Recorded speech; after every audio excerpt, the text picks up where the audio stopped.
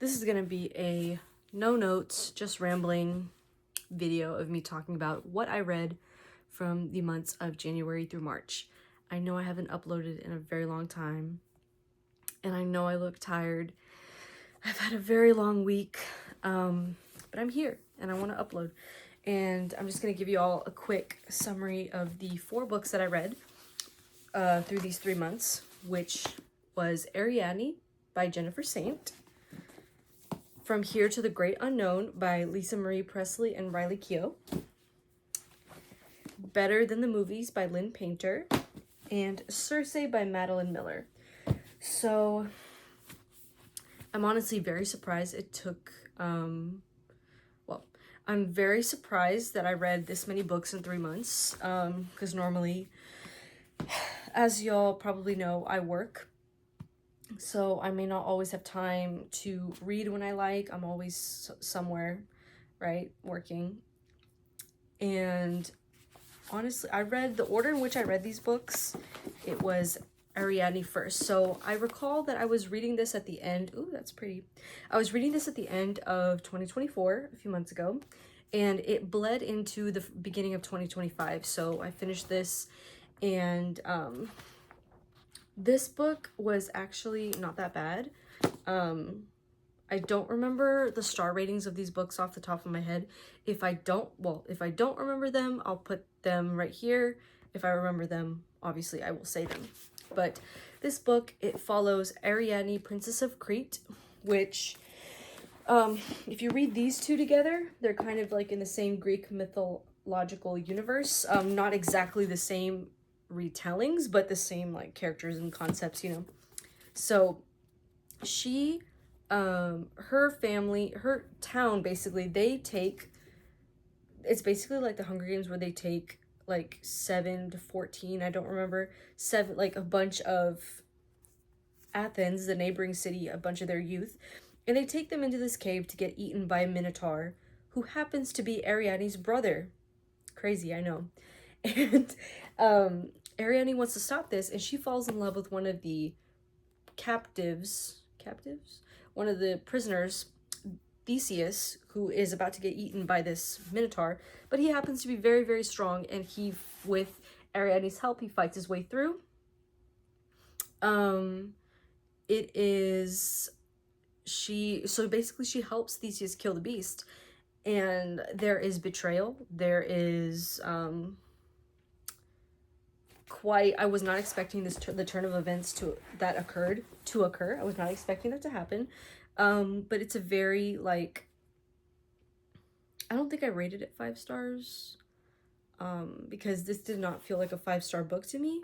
One of these books is, but the overall premise is that some men can betray you without a second thought, and did I just spoil the book? Yeah, so basically, this book, it was entertaining. It was definitely a good intro into Greek mythology, which I have read a short story by Madeline Miller. I'm rambling, but you get the idea. This was a good book to start Greek mythology, and there's that. My second book I read, which I mentioned in my last video that I was reading, was From Here into the Great Unknown by Lisa Marie Presley and her daughter, Riley Keough. This book, this memoir, was, I got it for Christmas. Very, very, very sad. Of course, we all know. If you're an Elvis fan, you know the turn of events that occurred, you know, but we all know so much about him and his death. This was a good insight into Lisa Marie and how she felt in the days, months, years after his death, and how that affected her into her teenage years and as an adult. It affected her very deeply. She touches on the generational trauma that it has caused in her family, and it's just overall a very, very, very solemn book to read. Yeah, I recommend this if you are an Elvis fan, if you're a fan of, like, just the entire family, and you want to get an insight into what she thought and felt in those years. Very good read. My next read, which is probably my most favorite read of this batch, Better Than the Movies by Lynn Painter. Oh my goodness. this book, I feel like it captures in a bubble the feeling of high school crushes and high school love, and all the emotions that surround it, and how being a teenager, it just like is the catalyst for how all these emotions can go out of whack, and it's just crazy. So Liz and Wes have been friends since birth, basically. They have lived next door to each other their entire lives. She has never seen him as more than a friend, but she has had a crush on the neighborhood boy who moved away, Michael Young. She's had a crush on that boy for forever. And so eventually she hatches a plan with Wes that Wes is going to help her snag him as a date to the prom, and in return she is going to give him the parking spot they fight over every single day. Such a high school thing to fight over. She is going to give him that spot forever, and she can never park there again. So that is a trade-off. As you might guess, things start leaning from Michael to Wes. More feelings get involved, and overall, you can probably guess what happens at the end. And overall, it's a very, very sappy, wholesome read. There is a lot of talk of grief in this book because Liz does lose her mom at a very young age, I believe in 5th grade. So that affects her as she grows up and into her teen years, which is when the book takes place, obviously. It affects her relationships with everybody, with her stepmom. It's just I don't think it can be viewed as a subplot, but I don't really think of it as a subplot because I feel like it has a bigger effect than that on the book as a whole. And it plays a big part into who she is as a person, who she is as a character, things of that nature. I believe I gave this book 5 stars, which I believe it's very, very deserving of a 5-star. I started the audiobook. Great so far.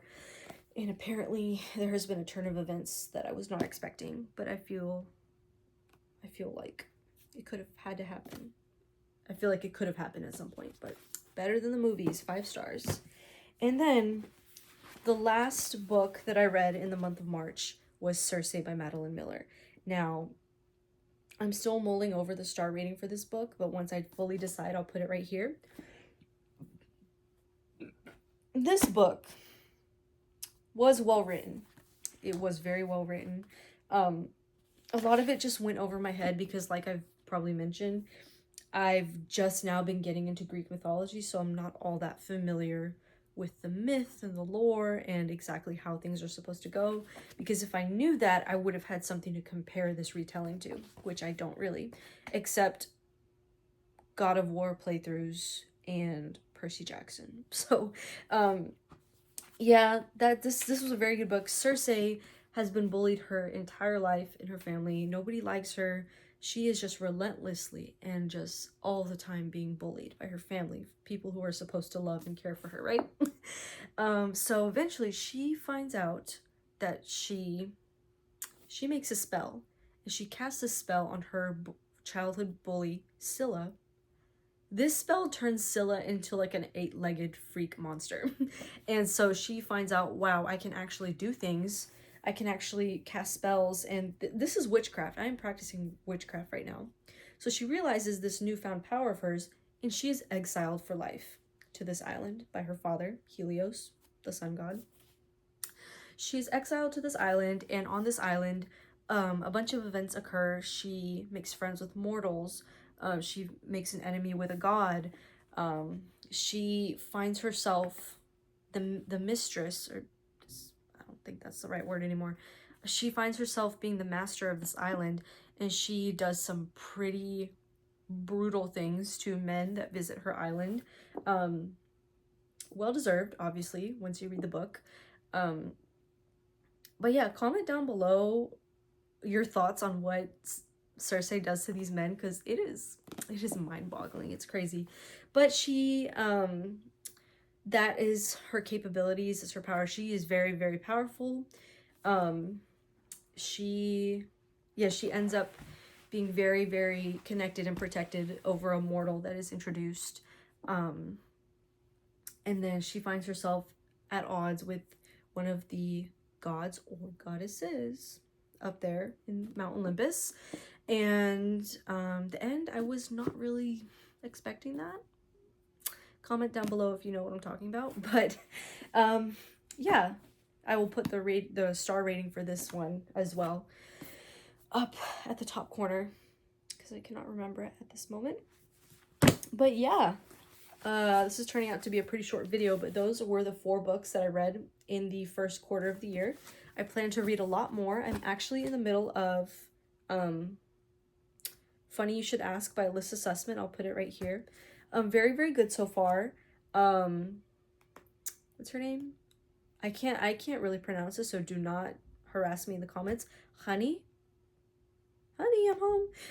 No, her name is Honey Horowitz, and she is a journalist for this newspaper, and it's told in past and present perspective. She is recounting the weekend she had with the celebrity that she interviewed, Gabe Parker, and then it flashes forward to the present where she is reconnecting with this celebrity and just catching up on everything that's happened in the 10 years since they have last seen each other. It's a pretty good book. I love past and present perspective because it gives perspective on like exactly what has occurred and why the characters have developed the way they have. Yeah. So yeah, I'm gonna also pick up the other audiobook that I mentioned in one video. I completely forgot about it. I think it's called Yin Yang Love Story. I was reading that for February, but obviously February is over and I can be a slow reader. So yeah, that is, I realize I've been in the bottom half of the frame the whole time because I'm just tired. But yeah, these are the books. I'm trying to make a thumbnail. Don't judge me. Okay, I'm just gonna, at this point, I'm gonna hold them like this and hope for the best. So,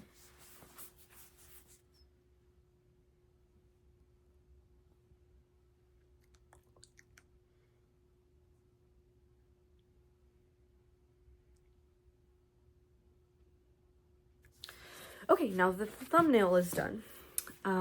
That is gonna be it for this video. It's gonna be a pretty short one because I don't want to be rambling on and on and on because that's a lot to cut out and that's annoying.